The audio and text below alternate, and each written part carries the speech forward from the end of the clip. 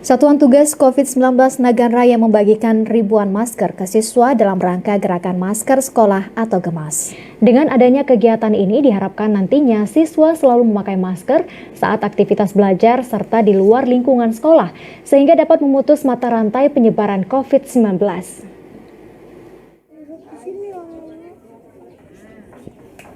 Bupati Nagan Raya Jamin Idham beserta Forkopimda menyerahkan masker ke siswa di beberapa sekolah yang ada dalam kabupaten itu.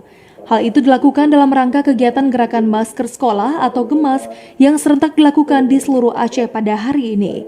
Sebagai bentuk upaya memutus mata rantai penyebaran COVID-19 di sekolah selama berlangsung sekolah tatap muka. Ribuan masker yang diterima oleh pemerintah Nagan Raya dari pemerintah Aceh telah diserahkan ke pihak sekolah untuk kemudian dibagikan ke siswa. Diharapkan dengan adanya program GEMAS nantinya tidak ada lagi siswa yang tak memakai masker ketika ke sekolah dan saat berlangsungnya proses belajar mengajar. Menurut Bupati Nagan Raya, saat ini kesadaran dalam menjalankan protokol kesehatan di sekolah cukup tinggi. Kemarin kita menerima secara simbolis dari pemerintah Aceh untuk masker dibagikan ke anak didik kita di Nagan Raya.